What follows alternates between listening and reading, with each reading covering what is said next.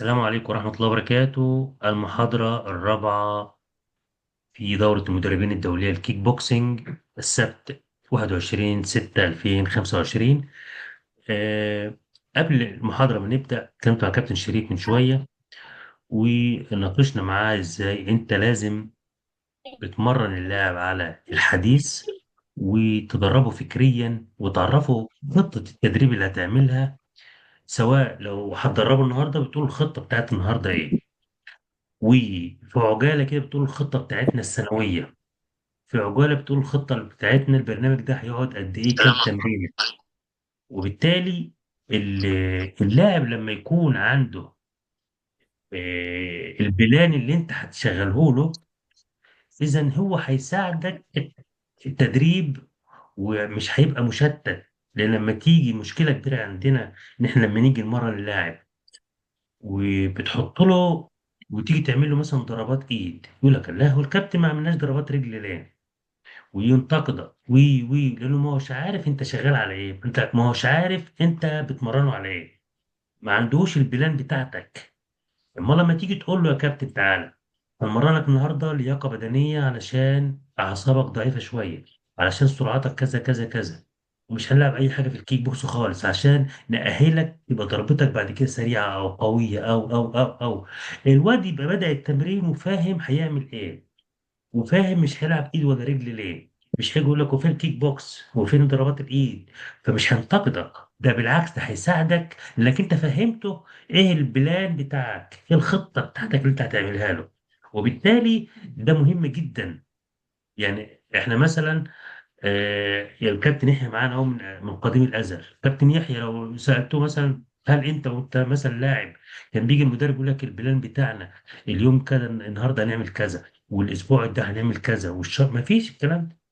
فده طبعا انت كمدرب لازم تطبق الفكر الجديد ده. لازم لما تيجي تمرن اي حد تكون انت محضر قبليها انت هتديله ايه، وبالتالي تيجي تقول له تعالى يا محمد مثلا، محمد احنا الخطه بتاعتنا الموسم اللي هناخده ده اللي هو مثلا في فصل في الاجازه اللي اخر السنه ديت، نحط نقول عليها موسم مثلا، عايزين نخلص ان انت تتمرن على تعلم جميع ضربات الايد، جميع ضربات الرجل، جميع ضربات الركبه.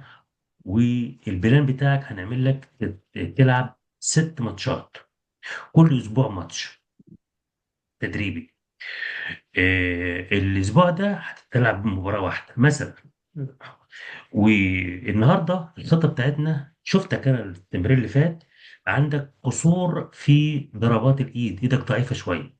هنهتم النهارده في اللياقه البدنيه، هناخد التمرين بتاع النهارده هنقسمه الى جزئين: جزء لياقه بدنيه نحسن فيه ضربات الكتف بتاعتك، خلي عضلات كتفك كويسه وعضلات الباي، وهنلعب ضغط كويس عشان نقوي العضله، عشان لما تيجي تلعب ضربه ايد ايدك تبقى قويه نقويها لك شويه. ونحسن وضع الضربه الصحيحه بجوده عاليه باحترافيه عشان واحد اتنين تلاته، ونعودك على الثبات وتديله الخطه بتاعته. يبقى الولد داخل مهيأ نفسيا، عارف ايه هيعمل ايه. وبالتالي هيساعدك وهيبقى مهيأ، جسمه هيبقى مهيأ في تنفيذ الحركة اللي انت اديتها له اللي انت علمتها له هيعملها.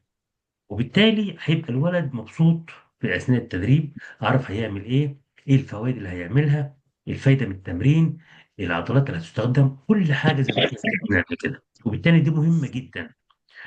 وطبعا هنلغي بقى الموضوع اللي هو التدريب اللي احنا كنا بنعمله زمان، اللي هو تعالى بنتمرن يلا انزل العب لياقه بدنيه، العب كذا، العب ضربات ايد رجل رجل روح يلا. ومش فاهم الولد ايه الهدف، ايه اللي انت عملته، ايه البلان اللي انت عملته له، الخطه اليوميه، الخطه المستقبل بتاعه. هيبقى الولد المفروض دلوقتي الولد يبقى عارف جاي، اه بعد 3 شهور هكون انجزت عملت 6 ماتشات، بعد 3 شهور بعد شهر اكون عرفت كل ضربات الايد والرجل، بعد الشهر التاني يبقى الولد فيه خطه ماشي عليها. زي انت لما تروح المدرسه بيقول لك ايه تعالى انت عندك ترمين، ترم اول وترم تاني، الترم الاول كذا هنخلصه تاخد امتحان، الترم التاني في نهايه هتمتحن وتاخد تعدي اولى ثانوي مثلا، في بلان معروف. فانت في الرياضه نفس القصه، لازم تعمل بلان للولد، بلان على الاقسام اللي احنا قلنا عليها: تخطيط قصير الاجل اللي هو تخطيط يومي، تخطيط اسبوعي، تخطيط موسمي. طيب، وتخطيط نهائي عشان يبقى بطل في الاخر، وهكذا. طيب. آه، انت قبل ما تيجي تمرن اللاعب المفروض قبل ما تمرنه تكون عارف طرق التدريب. قلنا في طرق التدريب كم طريقة يا جماعة؟ 3 طرق. طريقة تدريب 4 طرق كمان، خليهم 4. هما الثلاثة عالميين وفي واحدة عربية. العربية اللي هي يعني أنا بقول العربية بس هي اللي هي المصريه. ما هما بيلعبوا هواة طول حياتهم، والاحتراف والهواة هو هواة. طيب، الطريقة في 3 طرق عالمية في الاحتراف أو في الكيك بوكس: الطريقة الهولندية، الطريقة اليابانية، الطريقة الأمريكية. طيب، ممكن نضيف عليهم الطريقة المصرية أو العربية اللي هو ميكس، هو مش عارف بيعمل أي طريقة، هو شغال وخلاص. بعد كده 3 طرق عالمية في الكيك بوكس. طريقة قتال الكيك بوكس 3 طرق. فأنت كمدرب لما تيجي تمرن لازم تكون عارفهم، عشان لما تيجي تقول لها تعالى أعلمك الطريقة الهولندية، الولاد عارف يعني إيه الطريقة الهولندية.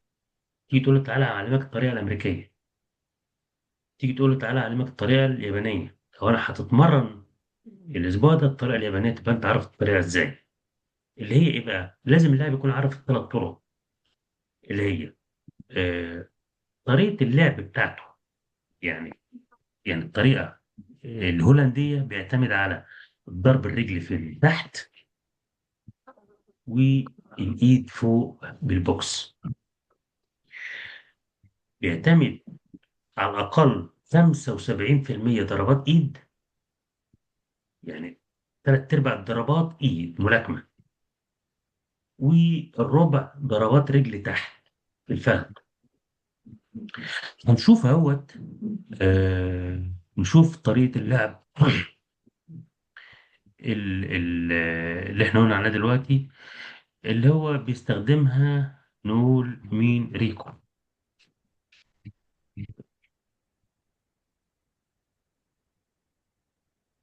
بعد اذن حضرتك كابتن حماده، الطريقه الهولنديه تعتبر دلوقتي من انجح الطرق في العالم، بالنسبه في اوروبا او في العالم كله، علشان هو بيستخدم معظم تجميع النقاط بالايد، وبيبقى عامل المكسب الرئيسي بتاعه بايديه، فبتبقى دي انجح طريقه حاليا في اوروبا يعني. طبعا، طبعا، طبعا. اشهر لاعب عربي طبعا اللي هو بدر هاري في الستايل ده. طيب، احنا هنخش دلوقتي نشوف اهوت. نشوف الطريقة الهولندية.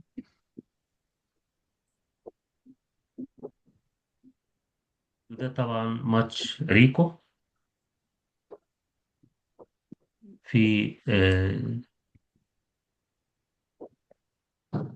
وماتش عالمي طبعا كان مشهور جدا. هتشوف اللي هو الاتنين بيلعبوا من قريب.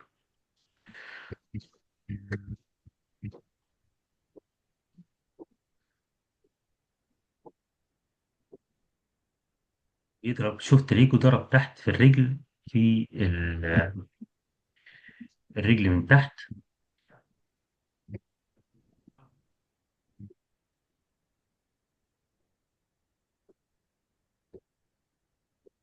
مم. الماتش ده مش اوكي. شايف؟ هتلاقي رجلهم الاتنين بيضربوا تحت، والاعتماد الأساسي بتاعهم على ضربات الإيد. ملاكمة فوق بالطريقة الهولندية. إيه، 3/4 الضربات بالإيد زي ما أنت شايف، وضربات الرجل في الفخذ من تحت. دي بتبقى بيسموها الطريقة الهولندية، زي ما أنت شايف بيضرب رجل تحت وضربات الإيد فوق. حتى تلاقي رجليهم مش عالية قوي، بس الاعتماد كله على الإيد فوق، وقليل جدا لما يلعب رجل تحت. دي الطريقة الهولندية. هنشوف زي ما انت شايف اللعب من قريب، لأن كل ما تلاقي اللاعب بيلعب من قريب يعرف اللي هو المستوى اللي بيلعبوا بيه احترافي عالي شويه. طيب، الطريقه الهولنديه، يبقى انت عندك اول طريقه كمدرب لما تيجي تمرن لازم تعرف الثلاث طرق: الهولنديه، الامريكيه، اليابانيه. طريقه، لو قلت لي مثلا الطريقه المصريه، مفيش طريقه مصريه. الهواة، الاحتراف بتاعهم لا، ما عندهمش، مفيش في مصر طريقه موحده او في الوطن العربي. لو جيت اللاعب بتقول له مثلا ايه الطريقه اللي بتلعب بيها، ما هوش عارف، هو بيلعب خلاص كيك بوكس. طيب، دي الطريقه الهولنديه. يبقى انت الطريقه الهولنديه هي استخدام ضربات الملاكمه بنسبه كبيره جدا، ولتكن 75%، و25% ضربات الرجل تحت في الفخذ. مم. طيب، دي الطريقه الهولنديه. نيجي على الطريقه الثانيه، وهي الطريقه الامريكيه. هنبدأ نكمل دلوقتي يا جماعة على نشرح، نجيب أمثلة لاستخدام القوة من خلال بطل العالم الأسطورة ريمون ريمون دكر. نشوف اهوت.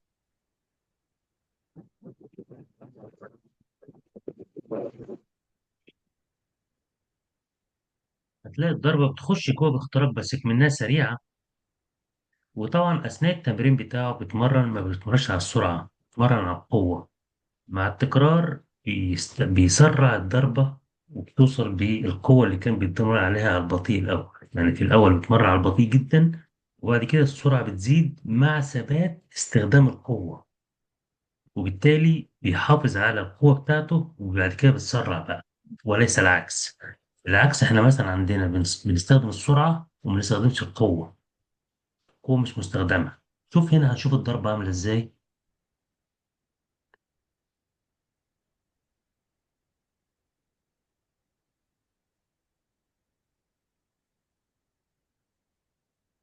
القوة طبعا بتبقى ضربة مخترقة لجوه، بدفعة بزقة لجوه زي ما انت شايف.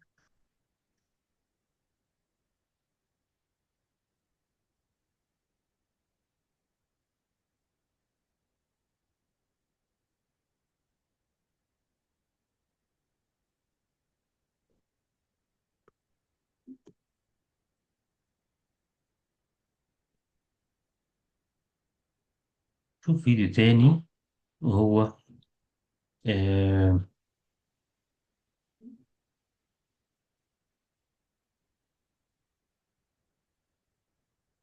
اجيب لكم اسمه في الصور.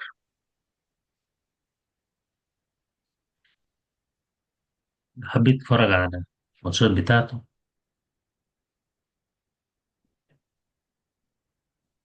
بيستخدم الضربة بالزق بتاعها.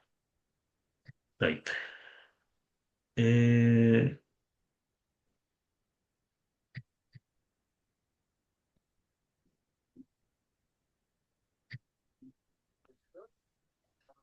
طبعا بيجيب قصة حياته. هو مات تقريبا من قيمة سنتين. آه،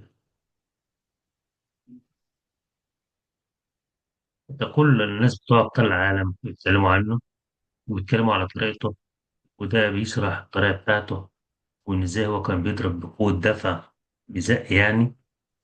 ومن الأشياء اللي استخدمها ريمون ذكر روب سو جود بلا بلا بلا. طيب،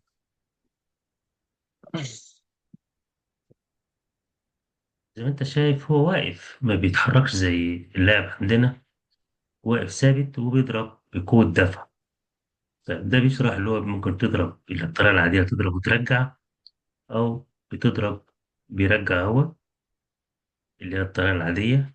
وإزاي الطريقة التانية بيضرب بيزق. طيب، شوف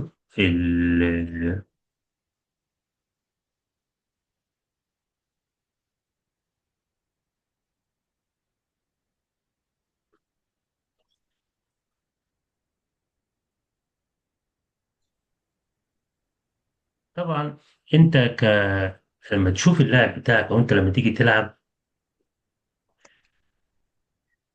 الضربات اللي أنت بتلعبها مش هتبان إن دي ضربة بزقة أو ضربة عادية. ليه؟ لان لما تيجي تضرب وترجع او تضرب وتزق في التدريب، لما تيجي تمرن في الاول وتضرب وتزق، دي هتاخد معاك وقت.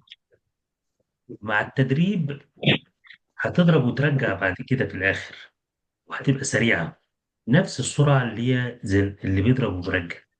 ولكن الاختلاف، اللي بيضرب ويرجع خد مثلا ثانيه في الضرب، انت لما بتضرب وتزق وترجع تاخد ثانيه برضه. الاتنين مش بيبانوا، ولكن تأثير اللي يضرب ويرجع ملهاش تأثير، واللي بتضرب وتخترق جوه شوية وترجع في نفس السرعة بيبقى لها تأثير. الاتنين بيبانوا اللي هما ضربة عادية، ولكن الشكل الخارجي، ولكن الضربة اللي هي بالدفعة ما بتبانش. زي ما احنا شفنا الراجل ده، مجرد ايده ما توصل عند الخصم بتلاقيه وقع على طول. مفيش ضربة يضربها إلا لما يقع اللي قدام قاضي. بسبب إيه؟ إن الضربة بتخش اللي جوه. نشوفه تاني عشان تشوف الطريقة برضه. ولو هتلاقي الضربة، كل ضربة بيلعبها بيزق بيها اهو تريمن. آه، في حد بعت لنا صور.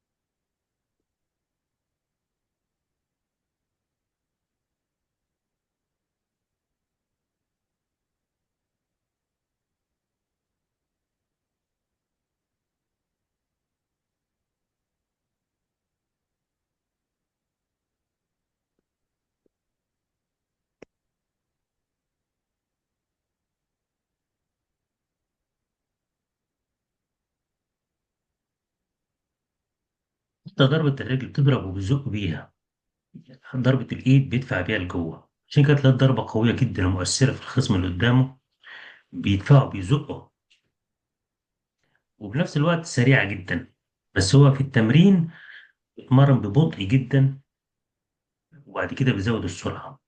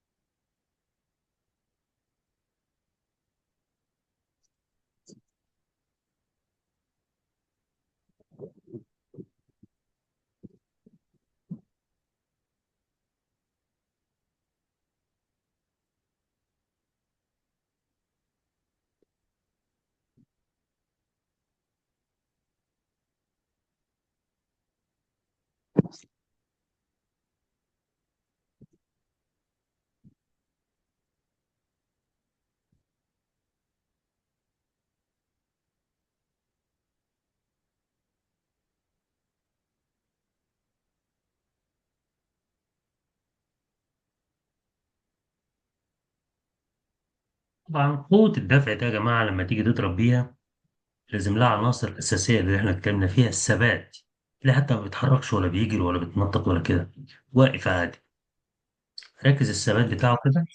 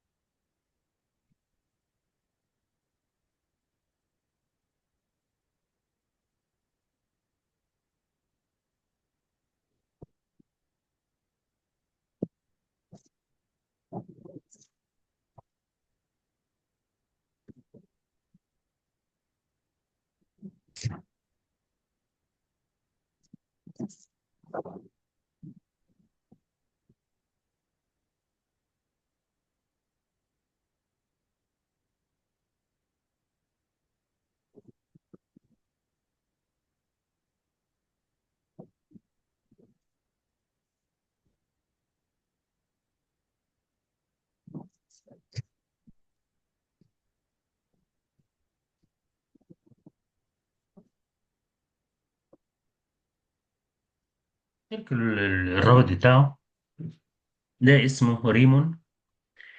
وزي ما احنا شفنا طريقة الضرب بالدفع. إذا أنت علمت اللاعب طريقة الضرب بالدفع ديت، إذا أنت تأكد إن أنت خليته مقاتل. لأن في فرق بين لاعب هاوي ولاعب أو رياضي ومقاتل. رياضي يعني بيلعب رياضة، يعني ما يعرفش يستخدم، أو استخدامه اللعبة القتالية دي في الشارع ضعيفة، مش هتأثر، ملهاش تأثير. مقاتل اللي هي الطريقة دي، يبقى مقاتل في الشارع. مقاتل يبقى أنت خلقت أو غيرت بني آدم من عادي إلى مقاتل في أي مكان، في الشارع، في الجيش، في الرياضة، في كل حاجة، اللي هو الأساس اللي احنا بنتدرب عليه ده، اللي هو الولد بيضرب بزقة. الضرب بالدفع دي، اعرف اللي هي أخطر طريقة في العالم كلها في الضرب. زي ما احنا شفنا الراجل ده اللي بيلعب اسمه ريمون. طريقة الضرب بالدفع.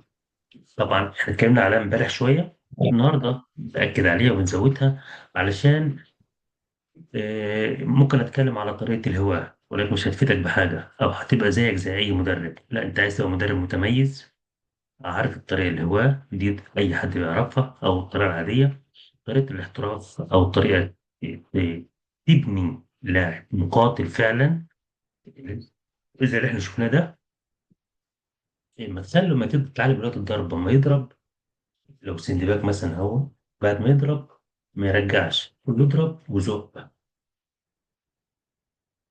يزق ويغيب. وبعد ما يضرب ويزق ما تقول له ما ترجعش ايدك، خلي ايدك ثابته واقفه.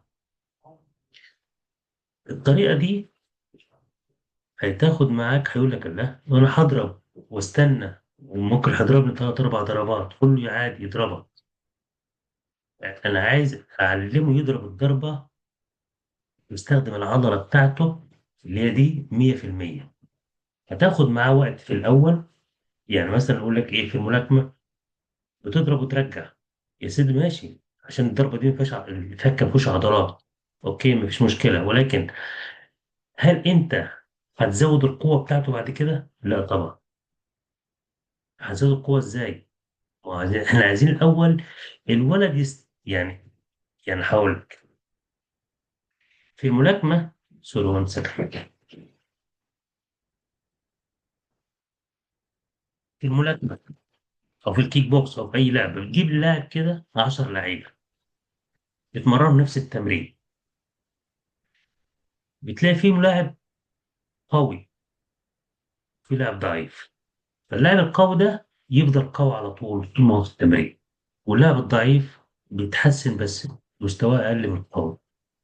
وده عمر الضعيف عمره ما هيجيب القوي. انت كمدرب تعرف تغير اللاعب الضعيف ده يخليه قوي اكتر من اللي جاي قوي من الاول ده؟ مش هتعرف.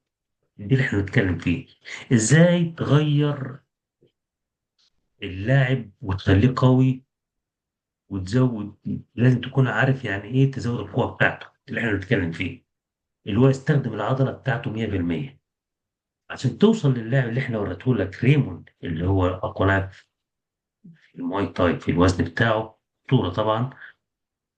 إيه، لو جينا نسجل هنكمل أسس التدريب بتاع اللعيبة. هناخد على أس الرقم تسعة. 10. 9. السرعة. أوكي، السرعة. السرعة زي ما احنا كاتبين اهوت، استخدام السرعة بعد قوة دفع العضلة من خلال توجيه التفكير للضربات. دي بتيجي عن طريق لما اجي امرن اللاعب، اخليه يفكر على البطيء الممل، تروح تعمل بسرعة، قول له فكر الاول، هتضرب ايه؟ يقول لك ايه تضرب ايه، اعملها صح. طب استخدام العضلة ازاي بقى؟ نسينا نقولها بالطريقة نفسها اللي هي الفلاح شوية، اللي هي إيه؟ بص لي بقى كده. أنا عايز أستخدم العضلة. العضلة لو ما شدتش جسم فيها، يبقى أنت كده هي مش نشطة، خملانة، يبقى مش هتعرف تستخدمها. عن طريق إيه؟ أشد العصب بتاعها. يعني مثلا فجأة هو الواد هيضرب إيد، تقول له قبل ما تضرب شد العصب الأول. تمام كده. شوف يعني كده عادية. شوف لما شد العصب، شدة، اضرب بقى، ادفع. يبقى كده نشطت العضلة قبل الضرب. امال لما أجي اضرب كده هتلاقي الواد مش شادد جسمه. لا، قول له شد. ايوه، كده شد ده. اضرب بقى، زق. طيب، يبقى انت محتاج ان الولد يبدأ اما يجي هيضرب شد جسمه الاول. طب اشد جسمه ازاي؟ قول له شد عصب جسمك. هتشد الجسم من فوق ومن تحت، لان ممكن يشد جسمه من فوق بس ورجله سايبه من تحت. فممكن تقوم انت ضربه من تحت كده هتلاقيه واقع. قول له شد عصا رجلك من تحت كمان. يبقى لازم الجسم كله يشد، لان مش زي الملاكمه.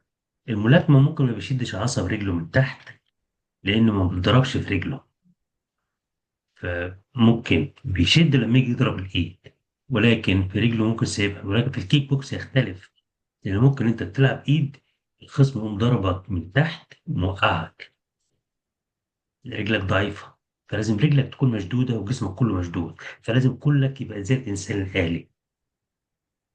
طيب، في الملاكمة ممكن بيسيب جسمه زي المية كده، وساعة ما تيجي الضربة يقوم شادد. أنت عندك لأ، مختلفة.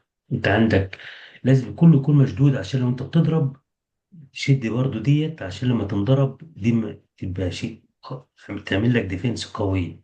لما تنضرب في بطنك جسمك يكون مشدود متأثرش. تنضرب في كتفك جسمك يكون مشدود.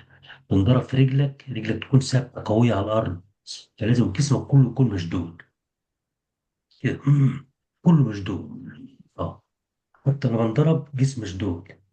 طب لو سايب هنضرب هتأذيني أنا. فلازم جسمك كله يكون مشدود. فوانت بتمرن اللاعب طول مثلا يلعب مستقيمة، بتخليه. انت عندك مستويات في التدريب وهناخدها كمان شوية.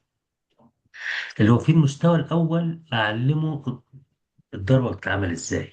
المستوى التاني اللي هو بيكون اتعلم الديفنس لوحده. طيب المستوى التالت اللي هو يضرب وهو عامل ديفنس. المستوى الرابع يضرب وينضرب في نفس الوقت. يعني هو بيضرب، هو يخلي اللاعب يضربه. يعني بضرب ونضرب في نفس الوقت، وهو بيضرب ومنضرب. هتلاقي واحد بيضربه هنا وهو بيضرب. تشوف بقى العناصر، تلاقي عينه بغمض تقول له فتح عينك. تلاقي مثلا ما بيزقش تقول له اضرب زقه لجوه. هتلاقي وتقعد بقى تمسك عليه العناصر دي كلها.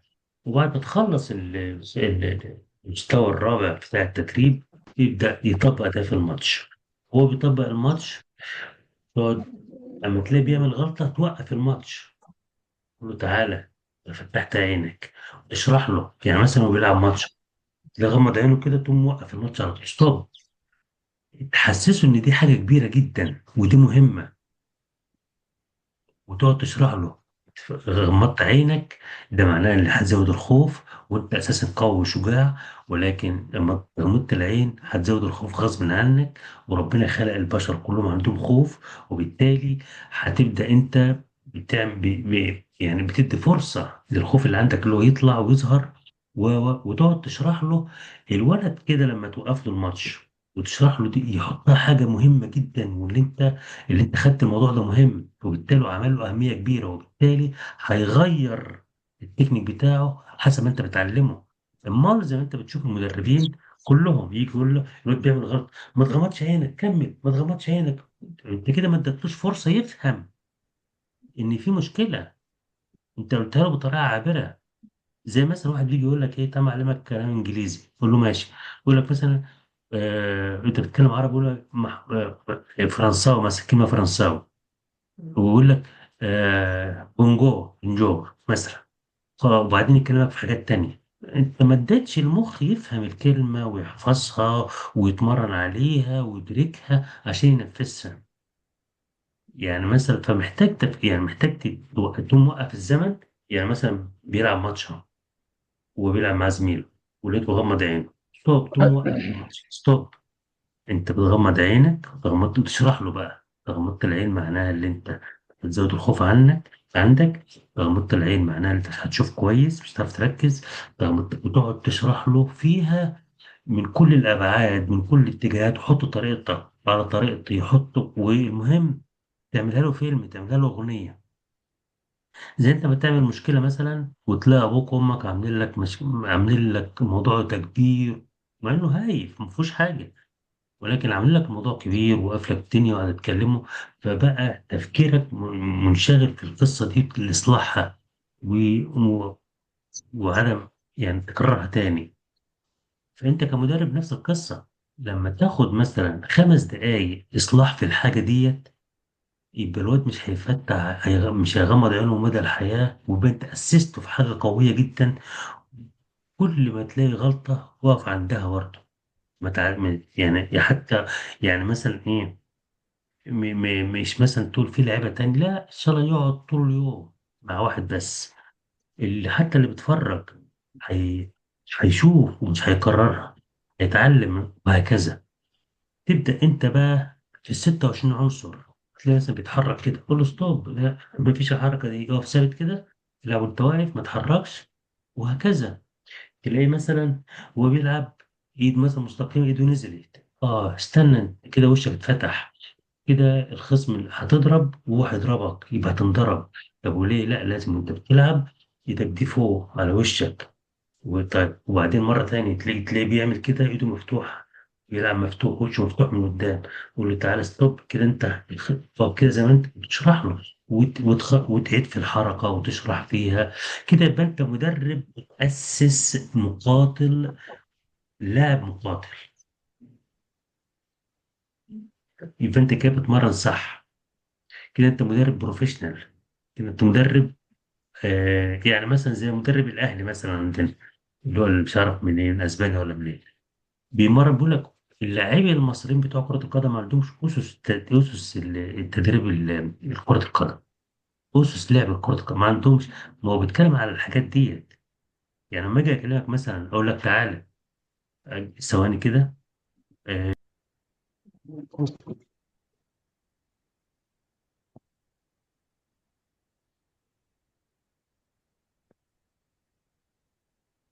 زي ما انت شايف كده، اللاعب بيجري ولعب، واللاعب لعب عشوائي كله، او بيلعب وايده نزلت، ضرب ضربه ورفع ايده فوق. خدت بالك؟ والمدرب واقف له ورا، يقول له العب شمال يمين، يلعب يمين شمال. بالتحرك الكتير ده على طول ده هواه. طب بيطير طار، ضرب الولد، نزله قاضي بالرجل. هل ده كان متعمد يضربها؟ لا، ده جت معاه صدفة بسبب حركة الواد اللي قدامه. طيب لما نيجي مثلا نشوف ماتش تاني، طبعا اللاعب اللي اتمرن ده خد فكرة اللي هو لاعب قوي، هو مش قوي، هي جت صدفة معاه. ده في المغرب تقريبا. الضربات اللي بيضربها ديت كلها ضربات بيضرب الجسم من الخارج، ولسه بيزق في الضربة زي ما انت شايف كده. فتلاقي الضربات مش مؤثرة.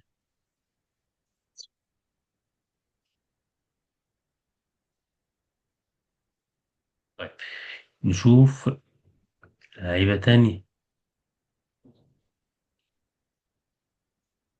نشوف ده مثلا،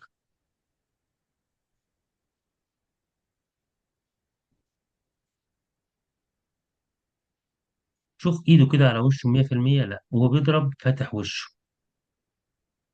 طيب زي ما انت شايف بيتنطط طالع بيجروا من بعض، كله ده على الهواء. طيب كل ده حتى لو ضرب، كل ده بتيجي الضربات تبقى صدفة، مفيش ضرب اللي هو ايه، باحترافية، مفيش عنصر أمان مش موجود. تلاقي ده بيضرب على الهواء، بيجروا مع بعض. لو جبنا لعيبة تانية، لو شفت انت مثلا لعيبة اللي هو، لو جبت ريمون، نجيب ريمون مثلا. ما بيجريش زي التاني واقف ثابت زي ما هو.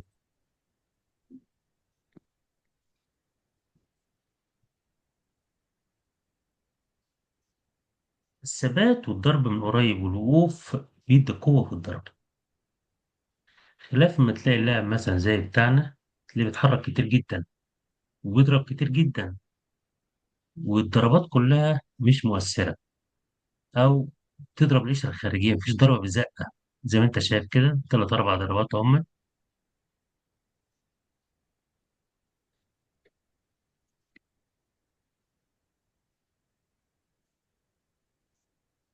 نرجع على الكلام بتاعنا اللي هو الضرب بالزق. وإحنا خدنا النهاردة أهم حاجة تركزنا عليها النهاردة اللي هو طرق القتال. الكيك بوكس، الطريقة الهولندية تعتمد على ضربات الإيد أكتر، الطريقة اليابانية بتعتمد على ضربات الركبة اعتمادها أكتر، وبعد كده الإيد وبعد كده الرجل. الطريقة الأمريكية اللي بيعتمد على ضربات الرجل عالية في الوش أكتر، وبعد كده الإيد. يعني عشان تبقى سهلة معاك، هم كله بيلعب إيد ورجل وركبة، ولكن كل واحد بيحط أولوية في الضربات. طب لو أنت شفت ال في مصر مثلا بيعتمدوا على الطريقة الرجل أكتر، أو الإيد بتاعتهم مش مؤثرة، أو الإيد بتاعتهم أو الضرب بتاعنا عامة مش بيضرب وبيزق. طب عشان كده بنهتم في الدورة إن أنت بعد كده ابدأ درب نفسك الأول على الطريقة دي وشوفها عاملة إزاي. هتيجي تضرب وتزق هتلاقي إيدك كتفك وجعك، لأنك استخدمت العضلة. العضلة تعبتك يبقى أنت استخدمت العضلة، يبقى كده شغال صح. طيب، وبعدين خدنا من أول ما خلصنا موضوع الطرق القتال في الكيك بوكس اللي هو الهولندي الأمريكي والياباني. هتيجي تقول لي طب والطريقة المصرية أو الطريقة العربية؟ كله هو. طيب. فلاح. ها. فلاحي فلاح. ماشي يا كابتن زياد.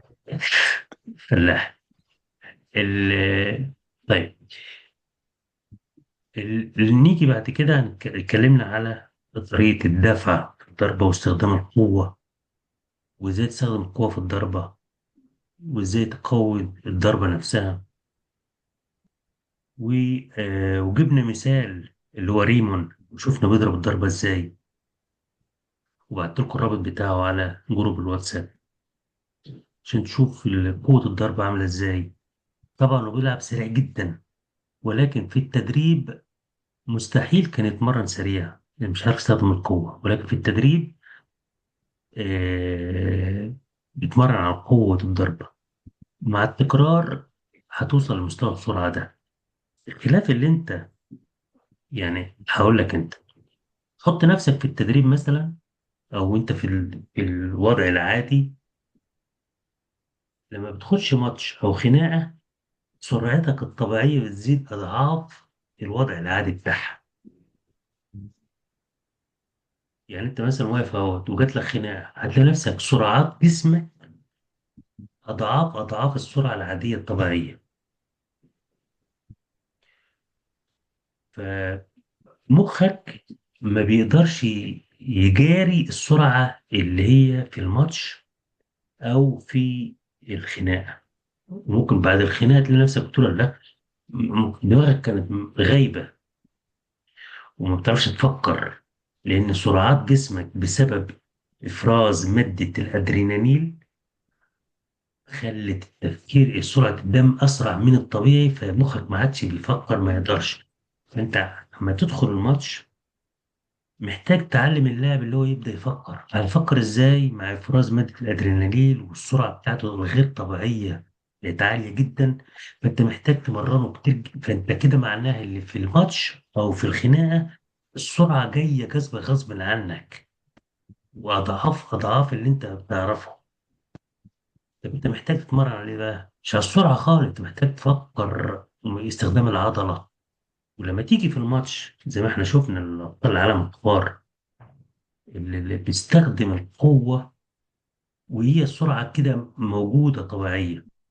وأنا جربتها على فكرة كتير جدا مع اللعيبة. أجي مع اللاعب أعلمه أقعد أسبوع أسبوعين ضغط بس، يضرب ويزق بس، مفيش سرعة خالص، وقفت السرعة وأحطه في ماتش، ألاقي الضربة بتاعته يضرب الولد ضربة واحدة يقوم منيمه على طول ونطره. ما زعلتوش السرعة. طب وكنت أجي مثلا ألاقيه بس بيضرب ضربة الواحدة، الضربة تيجي الواحدة في الخصم يقوم منزلها. الخصم بقى يضربه كام ضربة؟ كتير، 10 ضربات. هو اتعود اتمرن على ينضرب كتير فجسمه بقى قوي، ما عادش فيش حاجة تأثر فيه. وانضرب يا عم قفل في كل حتة في جسمه، مهما ينضرب مفيش حاجة بتأثر فيه، لأن أنا مرنته اللي هو ينضرب كتير جدا وأضعاف أضعاف القوة اللي بياخدها. خلاف إن اللاعب اللي هضربه مش هيعرف يضربه بزقة لأنه ما اتمرنش عليها. اللاعب اللي هضربه اللي هو لطي هو هيزهق، هو هيتعب من الضرب، لأن اللي بيضربه ده ما تعودش يضرب ويزق، فهيضرب بلاتش. فالضرب هيبقى بالنسبة للاعب بتاعي مش مؤثر. ولكن الضربة بتاعت اللاعب بتاعي لما تيجي في الخصم اللي قدامه هتنيمه. وكنا بنعملها كتير جدا. يضرب الضربة مجرد إما الولد لو اللي قدامه لو اتحرك كتير بتاعي مش عارف يطوله، فهيقعد يلف حواليه زي الزنبلك كده، مش هيأثر. مجرد ثبات اللاعب بتاعك واقف كده زي ما كنا شفنا ريمون ده قوة لوحدها، ثبات اللاعب قوة.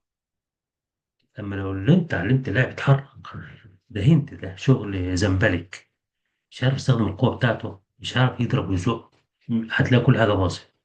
فأنت الغي الطريقة القديمة اللي تعرفها دي كلها وابدأ طبق الطريقة الجديدة دي. آه، أمال لو الولد بيلعب وتلاقي العضلة ما بقيتوش، يعرف لو ما استخدمهاش. زي اللي بيلعب كمال أجسام، يشيل، لو شال البار فاضي العضلة مش مستخدمة أو استخدامها خفيف مش هتوجعه. لو شال حديد كتير يبقى العضل بدأ كله يشتغل، وبدأ يرفع الأثقال، بدأت تستخدم، بدأت تنشط، الدم يجري فيها من كل أنحاء الجسم يجي في العضلة، والعضلة تبدأ تنشط كلها، تبدأ توجعه بقى، تبدأ يحس بألم، بالتالي يستفاد منها. انت نفس القصة تيجي تعوده تقول له مثلا وقف لاعب، مفيش سندباك عندك مثلا، حط لاعب تاني قدامك كده، فين الخط، لاعب قدامك اهو، المسافة قريبة، لأن لو اللاعب اللي هلاعبه بعيد عني اهوت وانا جيت اضربه وما جاتش فيه، يبقى كده مالهاش لازمه. ده انا بشوف اللاعب اللي من بعيد، لا، ده واقف وده واقف، قول له العب من ثبات وشكرا. اللاعب اللي هو بياخد الضربه قول له ما ترجعش لورا، خليك ثابت، ياخد الضربه واستحمل، وده يزق وده يعمل قوه دفع الاتنين مع بعض على البطيء الممل.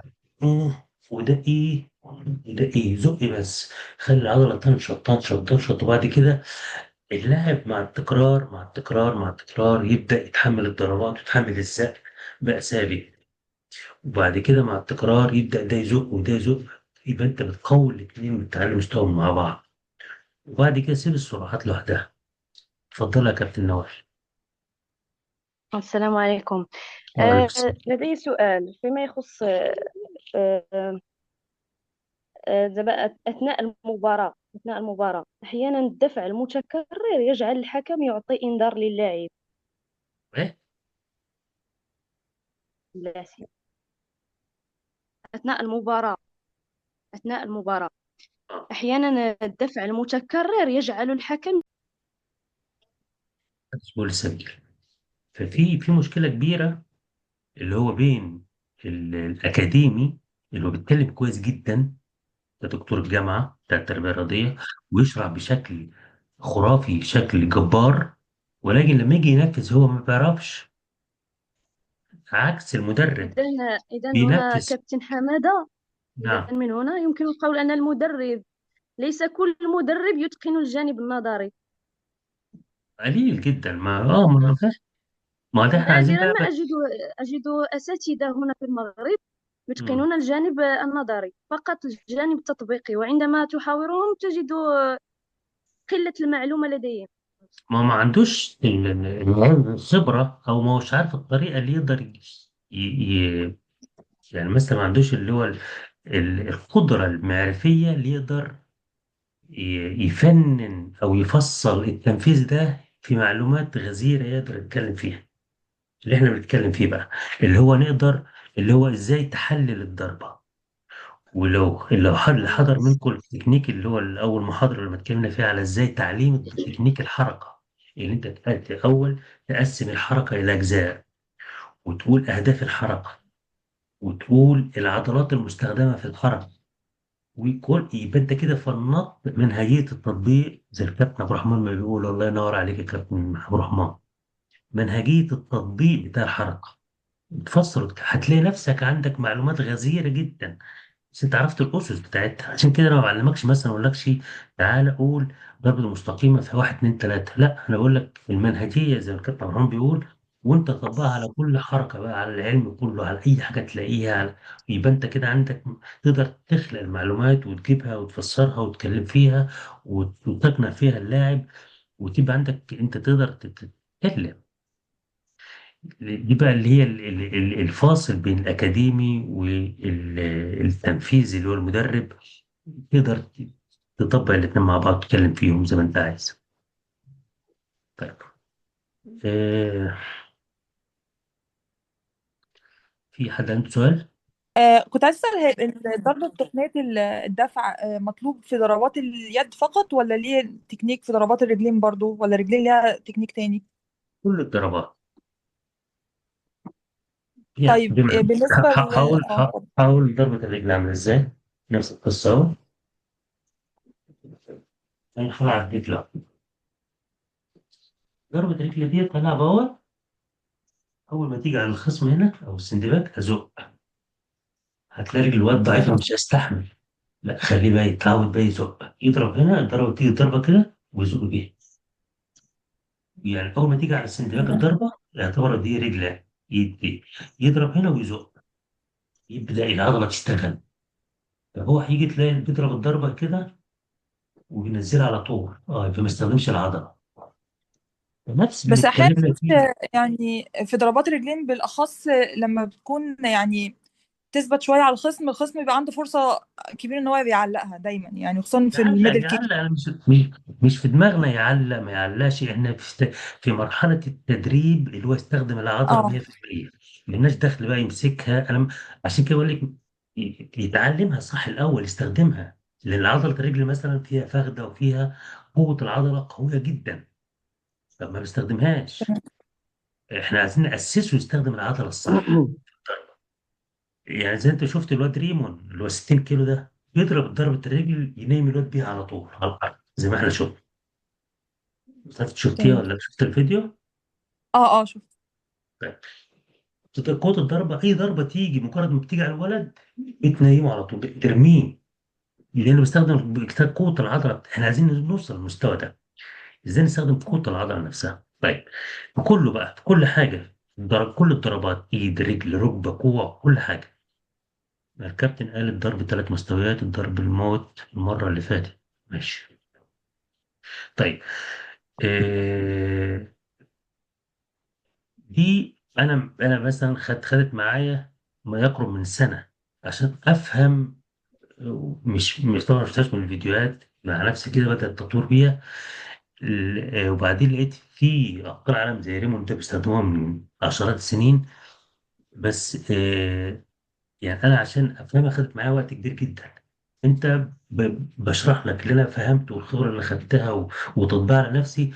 تبدأ أنت مش هتستوعب قوة وجمال الضربة ديت إلا لما تطبقها على نفسك الأول. أنت محتاج الأول تطبقها على نفسك، محتاج تجربها على نفسك كم مرة، وممكن تطبقها وانت شغال مع اللاعب تعلمه. لانك انت كمدرب، اللاعب بيعمل بجسمه، وانت شغال مخك شغال بيشوف الاخطاء وبيصلح. ممكن انت تعرفش تعملها صح زي اللاعب، واللاعب بيعملها جميل جدا احسن منك مليون مرة، بس انت فكريا شغال، هو لاعب جسمانيا شغال. انت محتاج بقى تخليه يوصل للمستوى الفكري بتاعك، علشان لما ينزل ماتش ما يعملش زي ما المصريين كلهم بيعملوا. الواد بينزل الماتش مش فاهم حاجة، فكريا ملغي، جسمه حافظ بس العضلة اللي حافظة عندها الذاكرة شغالة بيها وخلاص. انت محتاج دماغه يفكر، عشان يفكر لازم يكون ثابت زي ما شفنا اللعيبة اللي هم العالميين دول، بيلعب من الثبات عشان المخ يقدر يشتغل. اما في اللعيبة اللي عندنا تلاقيه بيتحرك، جسمه بيتحرك وما هوش فاهم حاجة خالص، فكره مش شغال، ملغي، وعينه تبربش زي ما انت شفت مثلا لعيبة كتير جدا عندنا بيلعب مغمض عين، بيلعب وشه في الارض ويقعد يضرب بدماغه اللي هو كده يبقى قوي. وطبعا ده مش ستايل. عشان كده لما يروح يلعب بطولات عالم كبار بياخد ضربه ما بيستحملهاش، هو بيضرب ضرب كتير جدا خوف عشان ما ينضربش. وده مش مقاتل، ده لما بياخد ضربه طالع جري على طول ما بيكملش. عشان كده بنلاقيش لاعب عندنا زي العظماء اللي هم مايك تايسون والجماعه دول. طيب، ال- التعليم الستايل ده نفسه انت تعمل، يعني انت جربه كده هتلاقي نفسك نقلت نقله نوعيه ضخمه جدا في مجال التدريب. طيب الكلام اللي بنقوله، الناس اللي هم الأقرب الناس ليا مثلا، أو اللي كانوا معايا على طول في التدريبات، اللعيبة مثلا اللي كانوا بيتدربوا في نفس الستايل ده، لما بيجي بيمرن حد ما عندوش القدرة يمرن بالكلام اللي أنا بقوله، هو حفظها جسمانيا. لو جيت قلت له اشرح ما بيعرفش يشرح. فلكن أنت هتبقى مختلف، أنت كمدرب بتفهم فكريا مني، هتبقى أفضل مني لأنك أنت بتاخد الطريقة اللي أنا بشرح لك بيها على شخصيتك انت، على فكرة، على طبيعتك. فبتبقى عندك اتنين، معاك حمادة ومعاك انت، هتعمل دمج مع الاتنين وتشرح بيهم، فبالتالي هتبقى انت فكريا احسن مني. طيب، ده معناه ايه؟ معناه ان انت تاخد اللي انا بقوله لك وطور عليه. مفيش حاجة اسمها هو ده الصح بس، لا، خد وطور، خد وجدد، خد وابتكر. مفيش حاجة اسمها ده علم، ده قرآن، مفيش حاجة تزود آية ولا لأ، أنت زود براحتك، حط، أبتكر. ممكن أنت بتتمرن تشوف لاعب بيعمل كذا هتلاقي فيه عيوب تانية، فيه أخطاء واقفة أنا ما قلتهاش، صلحها. في حاجات مثلا ممكن يعني في مرونة في التغيير، ده مهم جدا. أنت كمدرب لازم يكون يعني كل المدربين ما عندوش ثقة في نفسه. ليه؟ لانه ما اتدربش، ما اتعلمش ان في حاجه اسمها مرونه في التغيير. هو اتعلم ان ده صح يبقى ده صح وده غلط كده غلط، هو ده بقى جامد فكريا، ما عندوش قدره يبتكر، ما عندوش قدره يغير المفاهيم الموجوده ويزود عليها، لانه ما عندوش قاعده علميه يستند عليها، او فكر مبنى يبني عليه ويشتغل عليه. ودي مهمه جدا طبعا. النهارده خدنا ساعتين. آه، م- اللي بيحضروا معايا الدورات اللي فاتت او اللي قبلها او كل الدورات، ملاش في دماغي اللي انا احفظك حاجه واقول لك خد احفظ دي وروح طبقها، او التدريب نظم التدريب واحد اتنين تلاته وروح طبقه. ده طبعا مش دوره مدربين، او ده مش ستايلنا. ستايل اللي انا فكريا تكون مدرب مفكر واعي، تقدر تبتكر، تقدر يبقى عندك فكريا فاهم كل حاجه. لأن ممكن أقول لك أفهمك معلومة في يومين ثلاثة، معلومة واحدة أنت تبني عليها أفكار عظيمة تقعد تتكلم كمدرب كبير جدا. وممكن أجي أحفظك كتاب كامل فيه 1000 كلمة، ولو جه ما تعرفش تتكلم غير اللي أنت حفظته. فأنت كده ما فيش فكر، مش هتعرف تطور عند اللاعب. لا، أنت تعرف طريقة التفكير والتطوير، حتى لو اديتك أنا معلومات ناقصة مش كاملة أنت هتزودها لأنك أنت عرفت الطريقة اللي تشتغل عليها. وده في الاختلاف بين اللي نشتغل على تنمية فكرك وتطويره، آه، وأحسن ما أديك كلمات تحفظها أو برنامج تحفظه وأقول لك هو ده الصح مش حاجة تانية غلط. ده مش طريقة طبعا.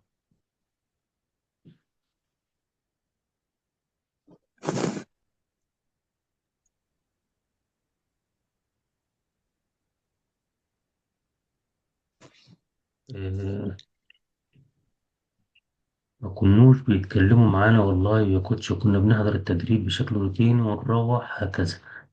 تمام كابتن عبد الرحمن.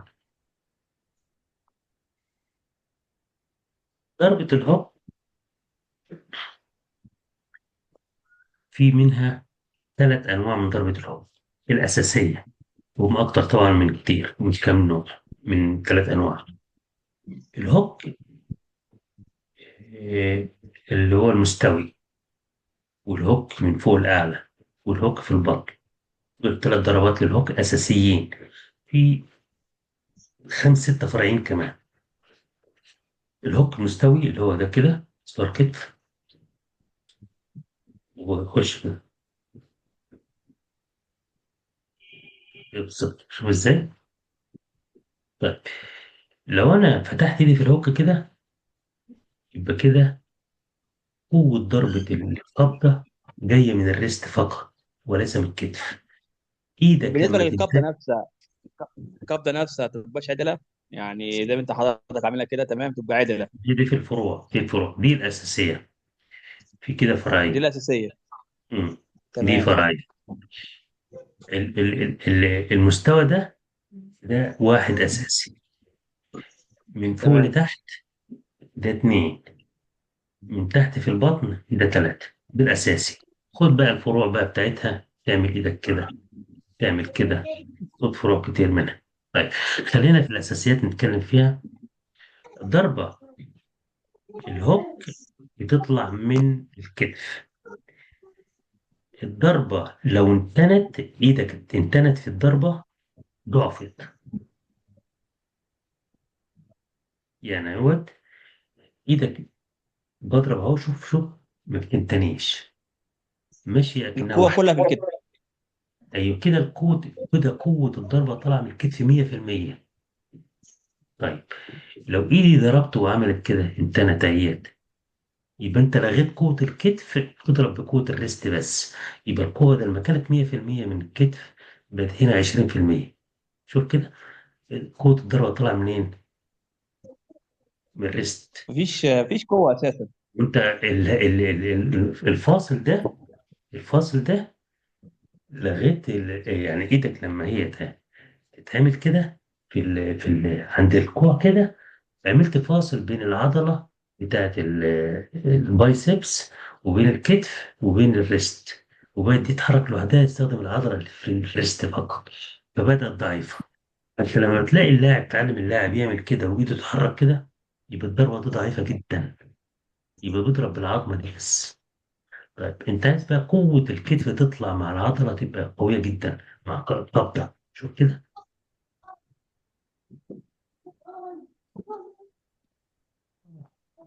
يبقى دي متحرك، لو دي اتحركت كده ضعف، كده ماشية كده يبقى ثابتة، لأن كده واخدة قوة العضلة من الكتف مع البايسبس والترايسبس مع الريست بالهوك نشوف تمام كده. يا كوتش.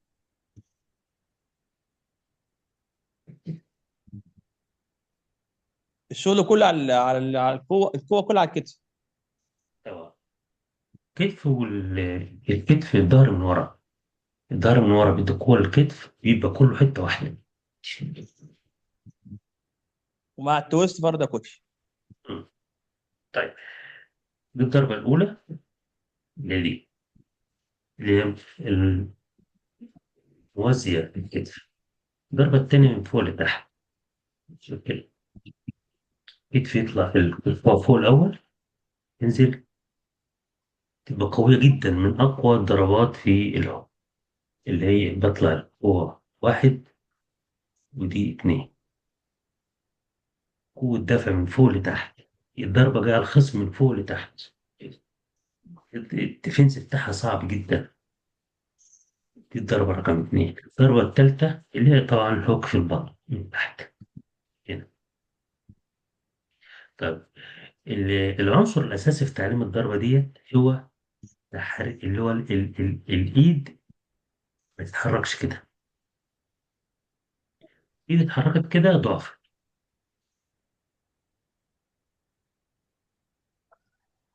طبعا تمام يا كوتش.